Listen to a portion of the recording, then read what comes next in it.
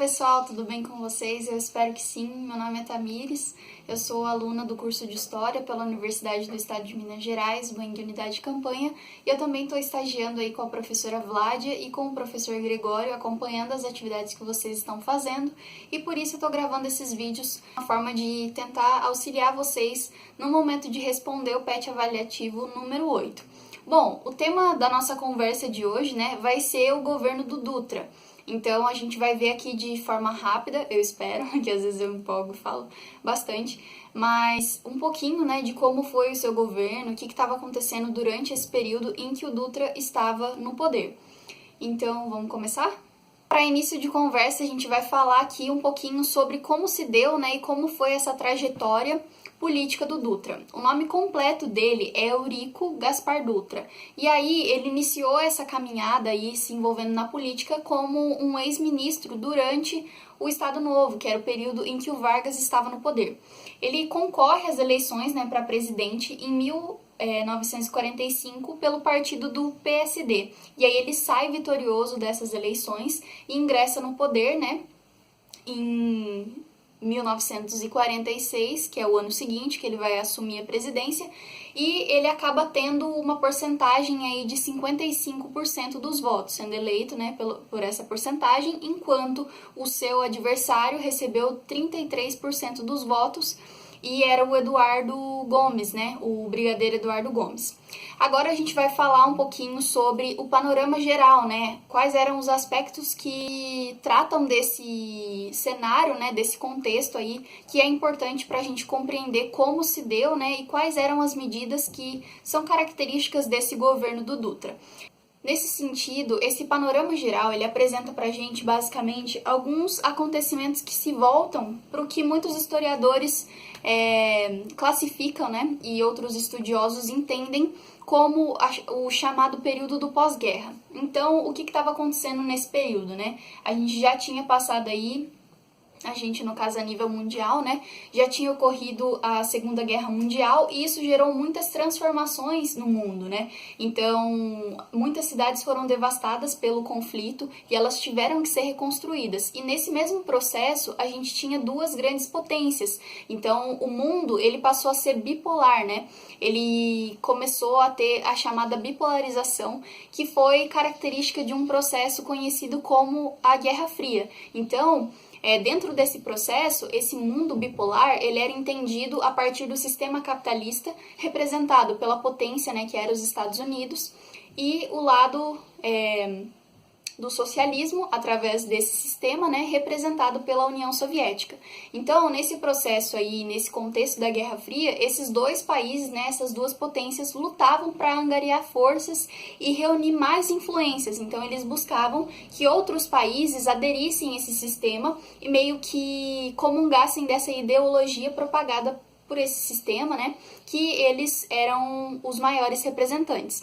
Então, nesse sentido, o Dutra, ele escolhe o lado capitalista, então ele foi adepto aí aos Estados Unidos, já pensando uma medida que ele tomou, no seu governo, além dessa escolha aí de adotar o sistema capitalista, se unir às forças estadunidenses. O Dutra, ele acaba rompendo essas relações diplomáticas com a União Soviética e nesse processo o Partido Comunista do Brasil, ele não podia mais tomar suas medidas e ser entendido como um partido legal, então ele tinha que viver na ilegalidade. E aí, nesse mesmo sentido, como meio que uma consequência dessa ação que ele tomou, vários parlamentares que pertenciam a esse partido, o Partido Comunista, tiveram os seus mandatos cassados, como foi o caso do Luiz Carlos Prestes. E se a gente ainda pensar, quais foram as medidas tomadas por esse governo, o que era mais característico do Dutra, e que vai simbolizar aí o seu governo, a gente pode incluir nesse contexto o combate, da inflação. Então, a gente vai perceber que esse combate à inflação foi algo que perdurou em muitos governos e também foi uma preocupação relevante e recorrente aí para muitos governadores. E é uma coisa que acaba sendo parte do governo do Dutra. E quando a gente fala dessa inflação, né, para o governo do Dutra acabou sendo característico porque, alegando esse discurso, né, sobre a inflação, ele dizia que não poderia aumentar os salários, então os salários nesse período foram congelados. E isso gerou uma tensão, uma agitação social, principalmente por parte dos operários que se revoltaram contra o Dutra. Então até tem uma imagem que ela representa um incêndio de um ônibus em São Paulo, como uma forma de se portar contra essa postura do Dutra. Então, é uma questão aí que a gente sempre vai perceber, né? Determinadas ações e escolhas e medidas que alguns governantes tomavam, elas geravam insatisfação em determinados grupos, e aí, nesse sentido, gerava nos grupos dos operários. E isso, né, essa insatisfação, ela não cessou só na questão aí de incendiar um ônibus e de pensar no salário, né? Nesse aumento salarial que era necessário. Mas o Dutra, ele ainda tomou outras medidas que partiram e meio que atingiram esses operários. Então, ele suspendeu o direito à greve e também acabou suspendendo, né, nessa mesma lógica, seguindo essa mesma lógica, os sindicatos. E aí ele acabou ainda também prendendo vários líderes dos operários. Então, era uma forma de reprimir, né, de mostrar quem tinha mais poder também. E só uma questão também que acabou gerando uma insatisfação popular, né, se voltava para a proibição dos jogos de azar. E muitas pessoas tinham trabalhos, né, estavam envolvidas nessas atividades. Então, com a proibição dos jogos de azar, elas acabaram perdendo os seus empregos. Então, isso gerou mais conflito ainda, né, nessa relação tênue que a sociedade brasileira já estava vivendo. Agora, se a gente enfocar na questão da economia, a gente pode destacar alguns pontos que são importantes para a gente entender o que era característico do governo do Dutra, né? Então, o primeiro deles é lembrar que no governo anterior de Vargas, né, a gente conseguiu aí um caixa positivo. Então, o Dutra, ele entrou no poder e ele tinha aí um caixa positivo, uma situação financeira positiva, né? E aí, só fazendo um adendo, pensando o governo Vargas, né, que ele conseguiu superar o pagamento, né, das dívidas tanto externas quanto internas e ainda garantiu um caixa positivo. Então, por isso que quando o Dutra entra, ele consegue aí ter esse caixa positivo, né, e essa situação financeira favorável.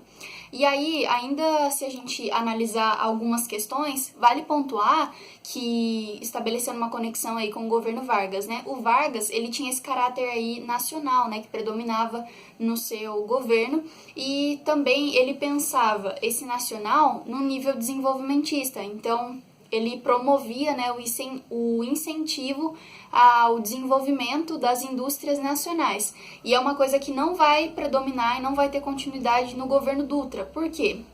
Ele vai ser apto, né, ele vai ser adepto ao liberalismo econômico. Então, ele não vai ser favorável, né, a essa intervenção estatal sobre a economia, por exemplo. Então, pensar esse conceito do liberalismo, né, aplicado à economia vai ser essa proposta de livre comércio, de a menor intervenção possível do Estado na economia. E aí, se a gente seguir essa lógica também, apenas alguns setores da sociedade que vão ter essa intervenção do Estado, né, que são os setores mais básicos. Então, ele destaca a saúde, a alimentação, a energia e o transporte. E se a gente pensar nesses setores, a gente depois, mais tarde, vai se deparar com a criação de um plano, né, que é o Plano SALT, que a gente vai conversar daqui a pouquinho. Mas aí, retomando, né, ele acaba enfocando apenas nos principais setores que necessitam dessa intervenção e acaba deixando a economia sem a intervenção do Estado, seguindo aí as denominações do liberalismo econômico. E aí, quando ele segue essas denominações, né, a gente consegue destacar e perceber um ponto que é importante para essa reflexão, que se refere à abertura do país para empresas internacionais. Então, esse capital internacional, eles vão entender como se fosse um processo de desenvolvimento também, que conseguiria gerar uma suposta modernização. Só que para o pessoal que estava aqui, né, meio que se desenvolvendo, as indústrias nacionais, né, as empresas nacionais, isso era preocupante, porque com o capital estrangeiro vindo aqui e meio que dominando o espaço, né, o pedaço, eles não conseguiam meio que crescer também. Então o Dutra ele foi um pouco questionado, né, criticado pela tomada dessas medidas por parte dos industriais, né, nacionalistas. E toda essa conjuntura, né, esse cenário, para esse grupo, representava uma dificuldade para a venda desses produtos nacionais. Então, por isso, essa crítica, né, esses protestos.